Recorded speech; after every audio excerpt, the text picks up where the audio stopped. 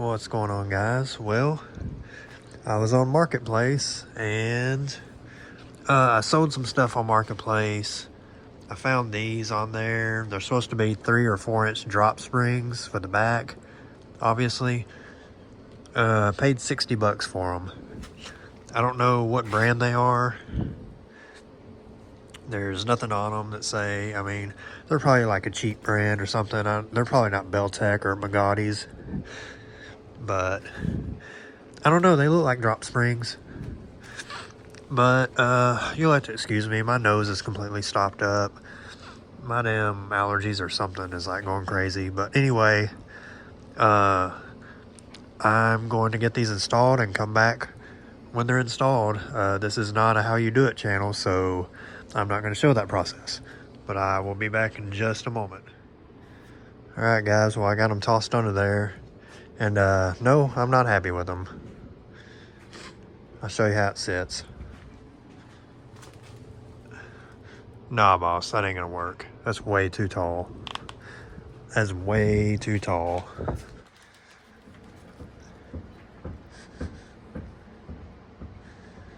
That's about where it's gonna sit. That's just, nah, that ain't gonna work. These guys here, you can see how I heated it and bent it down right there where it sits kind of flat. On this one, that one broke because you're not supposed to heat these. And what I mean by heating them, I heated up this spot right here and bent a coil down so it sits flat. But I think what I'm gonna do, see how those are lined up right there. I think I'm just gonna go ahead and chop this one right here where it's heated to match this side, since these sit where I want them to sit, and they actually sit, because how this sits right now, my drop shocks don't even fit the drop brackets, like they're maxed out right now. So I need it to sit back down. That's just where I want it to ride. If anything, I can get some rubber.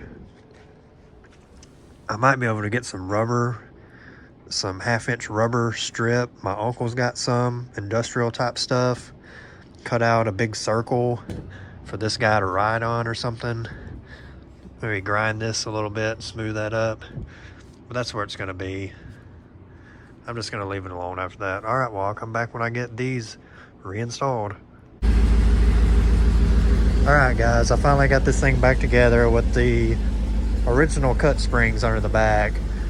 I cut the other one to match the other one that broke, and I twisted them and turned them a certain way under there to where they kind of sit similar. They're kind of sitting in the same spot on each spring pocket in the frame. But that right there is about what I like. You're just sitting right at the top of the tire here, which the front, I may try to twist the front down a little bit more, as you can see how high the front sits. And I don't really want to be a squatter, but I'm gonna see if the front will go down any lower, because I think I got stock Torsen keys under here and they're about out. But with it sitting this low, the actual drop shocks fit good, and they actually fit in the shock relocation brackets down there. Everything actually fits good. The shock has plenty of travel like this, so I know somebody has to make a drop spring that sits this low. Otherwise, why would they make it like this? Because if I went any higher, like I'm talking a couple of inches higher, that shock wouldn't be in the right travel length. The shock would be stretched out too far. And the front could actually go down lower, because if you look at the shock on the front, it's a drop shock also, Beltec. It's sitting a little high in the front. So I'm going to twist the front down a little bit more. And I would like to find some bump steer brackets, some hardware to relocate my tie rod to the lower part of the steering knuckle there. And I think it would just help with the steering, the tie rod angle in the front. but I haven't found anywhere that has stuff like that. I found one, it's like $200 and something, which is ridiculous. I thought about getting like a triangle bit and drilling the bottom of those knuckles, but I don't want to mess up these Magatti's knuckles that were like $300 freaking dollars. But I don't know. I'm gonna pull it out. I'm gonna pull it out there and like try to adjust the front a little bit and see where it sits. All that noise coming from the front, all that screeching noise is actually the AC, the AC belt. I'm trying to think. My mind was like, what's that thing called? Shit. The tensioner on the AC belt, the tensioner, the pulley on the tensioner, it has a little bit of a squall to it. It's whining, but that's literally all that noise is in the front. Everything else is quiet. The power steering don't make any noise. This thing has a hell of a rumble to it with the factory exhaust and no cats. But anyway, I'm gonna pull this thing out and adjust on the front and see where I end up. All right, guys, well, that's the end of this, I guess a fail. I don't know. You can never trust a marketplace. I mean, the listing was for 4-inch drop springs, and I think they were just 3-inch, but I think they were just a brand that didn't offer that much drop. So I doubt it was the guy's fault. I don't feel like I was, you know, scammed or anything. You know, it is what it is. You know, but I'm going to repost them on there and sell them as 3-inch drop springs for like $50. You know, they should be worth that. I paid $60 for them. I can sell them for $50. They'll hang on marketplace for a little while, like everything does, and eventually they'll sell. You know, it's no big deal. But I got the front keys lowered as low as they'll go. Actually, on the passenger side, I ran out. I had to turn it back in a quarter of a turn for it to catch the key. So the front is as low as it will go with the factory keys. And I mean, that's close to the back.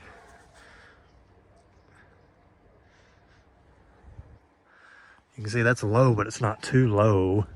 I can still turn and stuff and get into somewhat steep places in the back.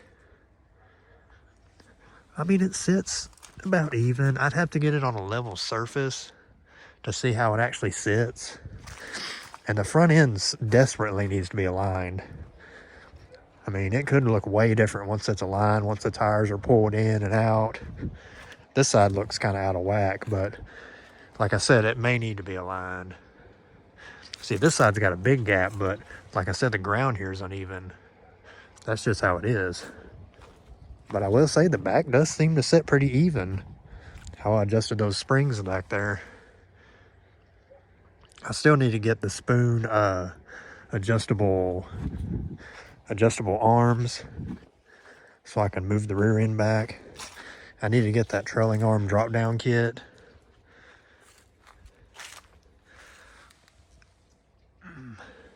Man, it looks all right. Rear bumper. I took the vacuum cleaner here and kind of sucked and blowed. LOL.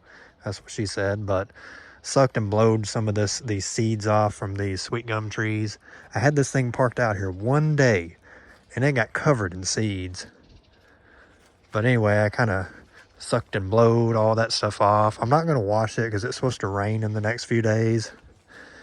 And even under there, it gets nasty because there's a dirt road right there. Stuff blows in. It gets covered in fine silt and dirt. It's not hurting it.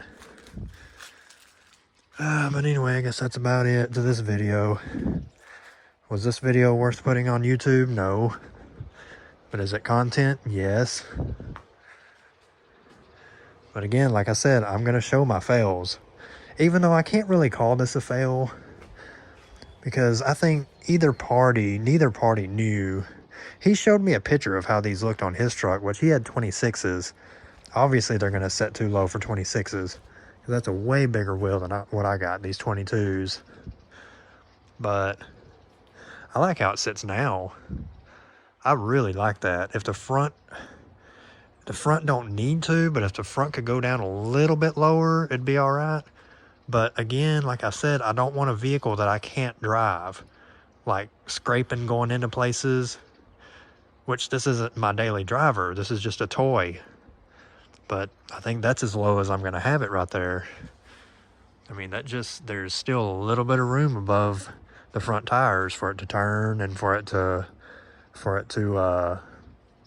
you know, go into inclines and stuff, incline driveways and turn sideways, you know, not scrape going into a sharp angle.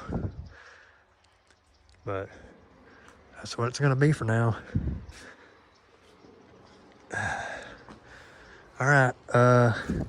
Oh, I'll finish this video off inside. I got a new radio on order from Sonic Electronics, and I'll try to show you guys on my other phone what it looks like. All right, guys, I'm back inside. Got everything put up outside. I was going to show you real quick the CD player I ordered from Sonic Electronics. They had, I guess, a sale going on, maybe a Thanksgiving sale or just a what the hell sale. But originally it was $119 or $120, and they wanted $99 for it.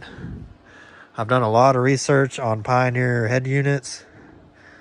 Oh, that's my old truck right there.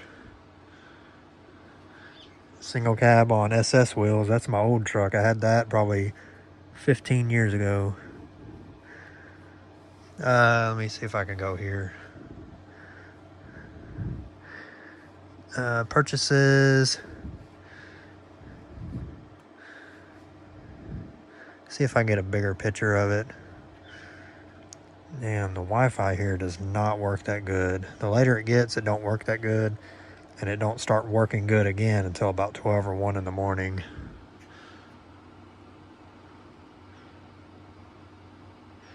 As you can see, I'm trying to hold it as steady as I can. The Pioneer MVH S322 BT. It is a digital media receiver, not a CD player. Does anybody use CDs anymore? I mean, if you do, that's fine, but I'm just saying, do you really need to use CDs anymore? I didn't want a CD player in there. I had, in my Avalanche, like I said, I had a digital media receiver, and it worked good. Yeah, see, this one's 17% off. 17% off, 120 down to 99. Is it? You know, I didn't really get it because it was on sale. I mean, being on sale helped. That little bit helped, sure. But really, I was looking around at digital media receivers, and from what I found, what I needed, all the radios were around $100. You know, it was either $100, $150, or $200 from what I could find in digital media receivers like Alpine, Pioneer, JVC, and Sony. You know, the 4 brands that I'll buy. Preferably Pioneer or Alpine. But, what was I going to say? Anyway, the $100 range, $150 range, $200 range. From the best I could tell, the only difference between them is really different features. Like the units in the $150 range had 3 RCA outputs for front, rear, and subwoofer. Well, I don't need that. And then the $200 range ones had, from what I could tell, the certain Pioneers that I've seen reviews on YouTube about, you could change the colors. They had the 3 RCA outputs. There's other features that didn't really matter. One guy did a test on this radio that I'm getting right now compared to the $200. I forget which Pioneer it was, but they both came out about the same as far as what I'm looking for. Speaker output power, about 20 watts RMS per woofer, up to 50 watts per excuse me, not woofer. 50 watts, 20 watts, and 50 watts max per door speaker. And that's what I was looking for, a unit that could put out. There was a cheaper unit. I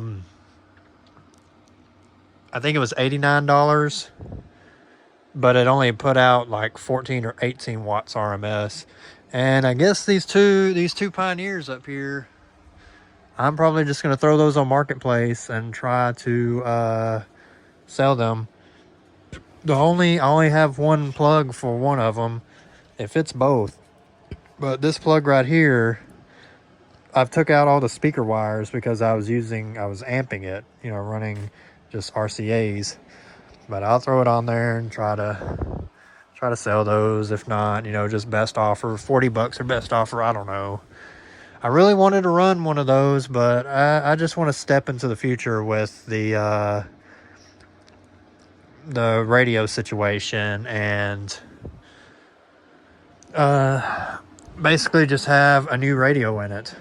Something that I can connect to my phone. Those Pioneers have the smart sync and all that shit that I'll probably never use. But anyway, I guess that's it. You guys have a good day. And if you could tolerate watching this, I guess, thanks. All right.